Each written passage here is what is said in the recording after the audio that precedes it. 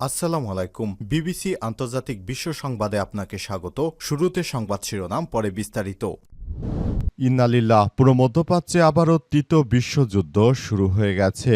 পাকিস্তানে যুক্তরাষ্ট্র এবং ইরানের মধ্যে যে আলোচনা হচ্ছিল সেই আলোচনা ভেস্তে গেছে। মার্কিন প্রেসিডেন্ট ডোনাল্ড ট্রাম্প তিনি যুদ্ধবিরতি করতে চাইলেও কুখ্যাত সন্ত্রাসী ইসরায়েলের প্রধানমন্ত্রী বেঞ্জামিন নেতানিয়াহু তিনি ফোন করার পর নাকি এই শান্তি আলোচনা ভেস্তে গেছে বলে আজ ইরানের পররাষ্ট্রমন্ত্রী তার টুইটার বার্তায় বিষয়টি নিশ্চিত করেছেন। তাহলে কি আমেরিকা থেকে ইসরায়েলকে তারা প্রাধান্য দিচ্ছে? আমেরিকা তাহলে ইসরায়েলের কথায় নাচে নাকি কি হচ্ছে বিষয়টি এখন পর্যন্ত বোঝা যাচ্ছে না। তবে নতুন করে আবারও হামলা শুরু হয়েছে, চলছে পাল্টাপাল্টি হামলা। আর এরই মাঝে আমাদের হাতে এসে পৌঁছেছে যুদ্ধের সর্বশেষ গুরুত্বপূর্ণ সব থেকে তাজা আপডেট সংবাদ আপনাদের জানিয়ে দিব।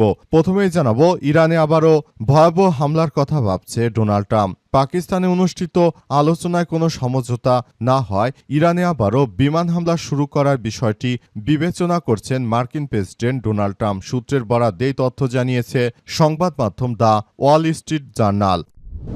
এরপর জানাবো, ইরানের সব বন্দর অবরোধের ঘোষণা, যুক্তরাষ্ট্রের তেলের বাজারে অস্থিরতা। ইরানের বন্দর আব্বাসি সহ প্রায় সবগুলো বন্দর বন্ধ করে দেওয়ার সিদ্ধান্ত নিয়েছে মার্কিন যুক্তরাষ্ট্র।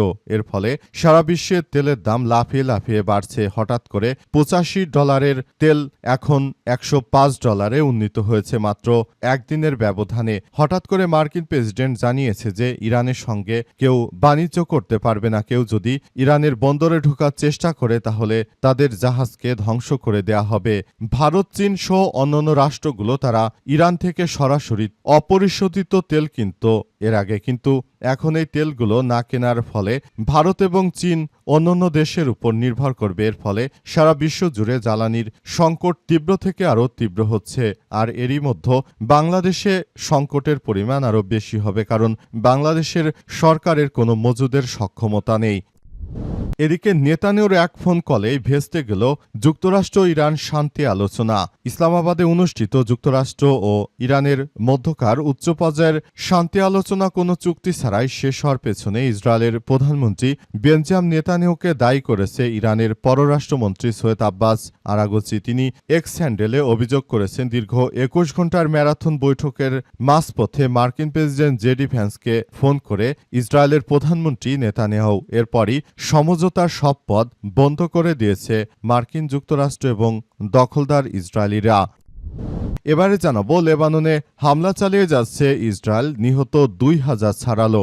লেবাননে বিমান হামলা চালিয়ে যাচ্ছে ইসরায়েলি বাহিনী। কিছুক্ষণ আগেও ইসরায়েলি বাহিনী লেবাননের দক্ষিণ অঞ্চলে একাধিক স্থানে বিমান হামলা চালিয়েছে। এর ফলে অনেক বাংলাদেশি চরমভাবে বিপদের মধ্যে পড়েছে। তবে তারা জানিয়েছে যে বাংলাদেশের দূতাবাস থেকে আমাদের কোনো খোঁজখবর নেওয়া হচ্ছে না। এবং সর্বশেষ জানাবো, কৃষিজমি ধ্বংস করে পঞ্চগড়ে চলছে পাথর উত্তোলন। আবারও পাথর উত্তোলন চলছে। এর আগে প্রফেসর ডক্টর ইউনূস সরকার ক্ষমতায় আসার পর বাংলাদেশে সাদা পাথর লুটপাট করেছিল বিএনপির সন্ত্রাসীরা। আবার নতুন করে এবার কৃষিজমি থেকে পাথর উত্তোলন করছে। এর ফলে পাথরের চাহিদা বেড়ে যায়। কৃষিজমি ধ্বংস করে তারা পঞ্চগড়ে পাথর উত্তোলন করছে। এতে কমে যাচ্ছে কৃষিজমি, কমছে কৃষি উৎপাদন। জানা গেছে ভূগর্ভস্থ পাথর দেশের বিভিন্ন জেলায় উন্নয়নমূলক কাজে সহযোগিতা করছে, কিন্তু অপরিকল্পিতভাবে মাটি খনন করে পাথর রাতের আধারে তারা পাথর উঠাচ্ছে মেশিন ব্যবহার করে। সেখানে বিভিন্ন রাজনৈতিক দলের প্রভাবশালী নেতারা এসব কাজের পেছনে জড়িত। প্রিয় দর্শক, এতক্ষণ শুনছিলেন সংবাদ শিরোনাম, এবারে বিস্তারিত। তবে তার আগে বন্ধুরা অনুরোধ থাকবে, এই সংবাদটিতে একটি লাইক দিন। এই চ্যানেলে আপনি নতুন হয়ে থাকলে আমাদের সংবাদটি দেখতে দেখতে চ্যানেলটি সাবস্ক্রাইব করে রাখুন। কমেন্ট করে বন্ধুরা আপনার মূল্যবান মতামত জানিয়ে দিন আপনি বিশ্বের কোন দেশ থেকে বা বাংলাদেশের কোন স্থান থেকে আমাদের সংবাদটি দেখছেন এবং শুনছেন। আর বন্ধুরা, সংবাদটি আপনার সোশ্যাল মিডিয়া ফেসবুকে শেয়ার করে বন্ধুদেরও দেখার সুযোগ করে দিন। কমেন্ট করে জানিয়ে দিন, এই যে নতুন যে যুদ্ধ শুরু হয়েছে, এই যুদ্ধে আসলে বাংলাদেশে যে তীব্র জ্বালানি সংকট চলছে, আপনার এলাকায় লোডশেডিং হচ্ছে কিনা। যদি লোডশেডিং হয়ে থাকে সেটি আমাদেরকে কমেন্ট করে সারা বিশ্বের মানুষ এবং বাংলাদেশিদেরকে জানিয়ে দিন যে লোডশেডিং হচ্ছে কিনা। এবারে বিস্তারিত। ইরানে আবারও হামলার কথা ভাবছেন মার্কিন প্রেসিডেন্ট ডোনাল্ড ট্রাম্প। পাকিস্তানে অনুষ্ঠিত আলোচনার কোনো সমঝোতা না হয় ইরানে আবারও বিমান হামলা শুরু করার বিষয়টি বিবেচনা করছে মার্কিন প্রেসিডেন্ট ডোনাল্ড ট্রাম্প। সূত্রের বরাত দিয়ে তথ্য জানিয়েছে সংবাদ মাধ্যম দ্য ওয়াল স্ট্রিট জার্নাল। প্রতিবেদনে বলা হয়েছে প্রেসিডেন্ট ট্রাম্প বিমান হামলার পাশাপাশি আরও কিছু পদক্ষেপের কথা বিবেচনা করছে। এর মধ্যে রয়েছে হরমুজ প্রণালী অবরোধ। হোয়াইট হাউস জানিয়েছে বিকল্প সবকিছুই খোলা আছে। হোয়াইট হাউসের মুখপাত্র অলিভিয়া ওয়েলস বলেছেন ইরানের টোল বন্ধের উদ্দেশ্যে মার্কিন প্রেসিডেন্ট ইতিমধ্যে তিনি হোয়াইট হাউস থেকে জানিয়েছেন যে ইরান যে টোল আদায় করতে চাচ্ছে সেটি সম্পূর্ণরূপে অবৈধ একটি টোল। এই টোল আসলে কোনোভাবে গ্রহণযোগ্য হতে পারে না, কারণ এই টোলের ব্যাপারটি নিয়ে ইতিমধ্যে তারা এসব বিষয়ে কথা বলেছে এবং তারা মনে করে যে এটি আসলে খুবই খারাপ একটি বিষয় হয়ে দাঁড়িয়েছে। পুরো মধ্যপ্রাচ্য জুড়ে যে সংঘাতকালীন পরিস্থিতি এবং যে জটিলতার সৃষ্টি হয়েছে এর জন্য দখলদার ইসরায়েলি বাহিনী কোনোভাবে আসলে দায় এড়িয়ে যেতে পারে না। পরিস্থিতি খুবই সংকটের মধ্যে পড়েছে এবং সবকিছু ধ্বংসস্তূপের দিকে চলে যাচ্ছে। দখলদারেরা কোনোভাবে আসলে কোনো কিছু অর্জন করতে পারছে না। পুরোপুরি সবকিছু একদম ধ্বংসস্তূপে পরিণত হয়েছে। মার্কিন প্রেসিডেন্ট ডোনাল্ড ট্রাম্প তিনি শুরু থেকেই যে আক্রমণ করার কথা ভাবছিলেন শেষ পর্যন্ত তিনি আর সেটি সফল করতে পারেননি, কারণ ইরান কোনোভাবে তাদের কাছে মাথা নত করেনি। পাকিস্তান কার্ড ব্যবহার করে তারা ইরানের হাতে মজুদ থাকা যত কিছু রয়েছে সবকিছু আসলে তারা তছনছ করে দিতে চেয়েছিল, কিন্তু সেগুলো পারেনি। ইরান তাদের কাছে মাথা নত করেনি। ইরানের বন্দর আব্বাস অবরোধের ঘোষণা, যুক্তরাষ্ট্রের তেলের বাজারে অস্থিরতা।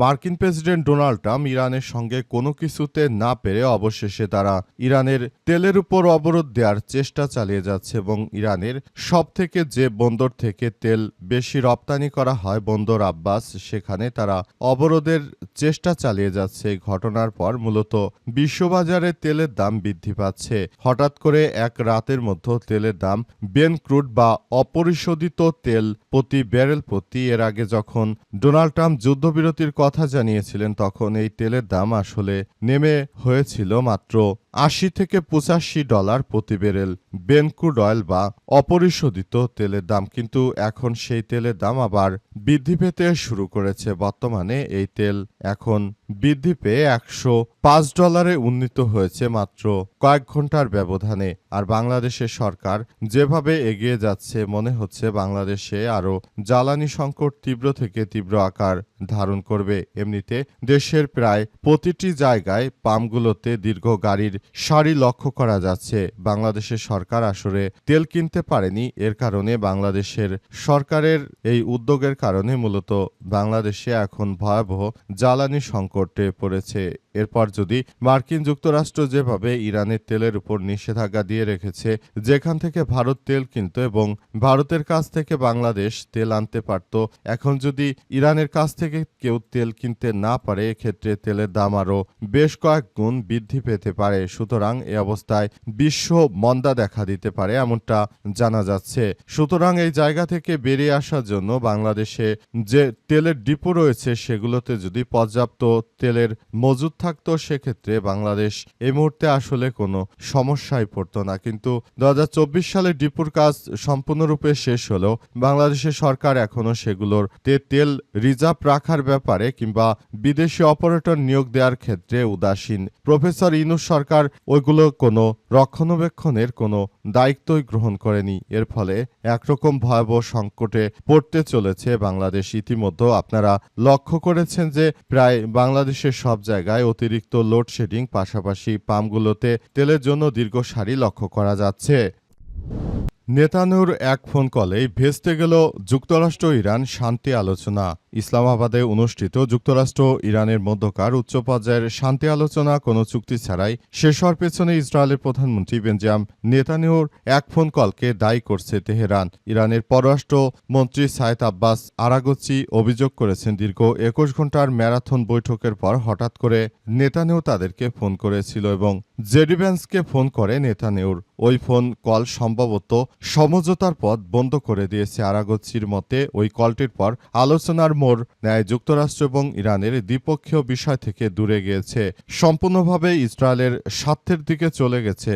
আজ সামাজিক যোগাযোগ মাধ্যম এক্সে এক বার্তায় তিনি দাবি করেন যে ওয়াশিংটন আলোচনা টেবিলে বসে এমন কিছু অর্জন করতে চেয়েছিল যা তারা যুদ্ধ করে অর্জন করতে ব্যর্থ হয়েছে। তারা আমাদের বিশুদ্ধ পারমাণবিক বোমা তৈরি করার জন্য যে বিশুদ্ধ ইউরেনিয়াম আমাদের হাতে রয়েছে, তারা মূলত সেগুলো আমাদের কাছে চুক্তির আড়ালে এগুলো নিয়ে যেতে চায়, কিন্তু কখনোই এটা দেওয়া সম্ভব নয়, কারণ দীর্ঘদিন ধরে ইরান যে অর্জন করেছে সেই অর্জনের ফল কখনোই তাদেরকে আমরা দিতে পারি না বলে তিনি উল্লেখ করেছেন এবং তিনি জানিয়েছেন যে যদি এভাবে চলতে চায় তাহলে এটা কারো জন্যই কোনো সঠিক পথ হতে পারে না। সবাইকে বলবো, আপনারা কেউই এই দখলদারদের কথায় আসলে বিভ্রান্তি হবেন না। দখলদারেরা যে কার্যক্রম শুরু করেছে এবং তারা যেভাবে সবকিছু চালিয়ে যাচ্ছে, এতে সারা বিশ্ব জুড়ে দখলদারদের বিরুদ্ধেই সাধারণ মানুষ জেগে উঠেছে। তারা সবাই এই দখলদারদের বিরুদ্ধে এবার কার্যক্রম চালিয়ে যাচ্ছে। আমরা মনে করি এটি সারা বিশ্বের জন্য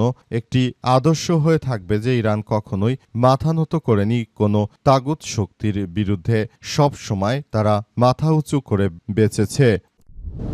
লেবাননে হামলা চালিয়ে যাচ্ছে ইসরায়েল, নিহত ২,০০০ ছাড়ালো। লেবাননে বিমান হামলা অব্যাহত রেখেছে দখলদার ইসরায়েলি বাহিনী। তারা পুরোদমে লেবাননের বিভিন্ন জায়গায় এই আক্রমণ চালিয়ে যাচ্ছে। তাদের উদ্দেশ্য হচ্ছে তারা লেবাননকে একদম ধ্বংসস্তূপে পরিণত করতে চায়। সেখানে অনবরত তারা বিমান হামলা চালাচ্ছে। পর্যন্ত ২,০০০-এর বেশি মানুষকে হত্যা করেছে এই জায়নবাদীরা। তারা লেবাননের সবকিছু তছনছ করে দিচ্ছে। তারা গাজার মতো লেবাননকে দখলে নিতে চায়। বাংলাদেশ থেকে অনেক শ্রমিকই লেবাননে কাজের জন্য গিয়েছে, যারা এখন মানবতর জীবনযাপন করছে। তাদের অনেকের সঙ্গে কথা বলে আমরা জানতে পেরেছি যে লেবাননে বাংলাদেশের যে দূতাবাস রয়েছে তাদের কোনো খোঁজ খবর নিচ্ছে না বাংলাদেশি দূতাবাস, অথচ বিভিন্ন দেশের দূতাবাসগুলি যখনই কোনো বিপদ আসে তারা তাদের নাগরিকদের জন্য সর্বাত্মক কাজ করে, কিন্তু বাংলাদেশের দূতাবাসগুলো এমনই, তারা কখনোই বাংলাদেশিদের ওইভাবে খোঁজ খবর নেয় না। এর ফলে লেবাননের যে অঞ্চল জুড়ে ইহুদিবাদীরা হামলা চালাচ্ছে, ওই অঞ্চলে বাংলাদেশি শ্রমিকেরা গিয়ে তারা কৃষিকাজ করছেন অনেকেই। তারা এখন চরমভাবে বিপাকে পড়েছে। তারা মানবেতর জীবনযাপন করছে এবং মৃত্যুকে খুব কাছ থেকে দেখছে এবং বেশ কয়েকজন প্রবাসীর মৃত্যু হয়ে গেছে। এর আগে একটি কফিলের পরিবার সহ বাংলাদেশি এক নারী শ্রমিক মারা গেছে। তিনি তার কফিলের পরিবারের সঙ্গেই ছিলেন। ওই জায়নবাদী ইসরায়েলের হামলায় তার কফিলের পরিবারের সদস্যদেরও মৃত্যু হয়ে গেছে। এমনই চলছে লেবাননের পরিস্থিতি। তবে বাংলাদেশের সরকারের মুখ থেকে লেবাননের বিষয় নিয়ে এখন পর্যন্ত সেরকম কেন কোনো প্রচেষ্টায় আমরা শুনতে পাইনি। এটি আমাদের রাষ্ট্র হিসেবে দুর্ভাগ্য যে বাংলাদেশে যারা সরকার প্রধান হিসেবে দায়িত্ব গ্রহণ করে আসলে তাদের কাছ থেকে প্রবাসীরা কোনো সহযোগিতাই তেমনভাবে পায় না। বিগত সময়ে আমরা দেখেছি, বর্তমান সময়ও ঠিক একইভাবে দেখতে হচ্ছে। বাংলাদেশিদেরকে প্রবাসে যেসব বাংলাদেশি কনসুলেট ভবন রয়েছে তারা কোনোরূপ সহযোগিতা করে না, অথচ অন্যান্য রাষ্ট্রগুলোর একজন নাগরিকের যদি ক্ষতি হয় সেই একজন নাগরিকের জীবন নিয়েই তারা অনেক বেশি চিন্তিত থাকে।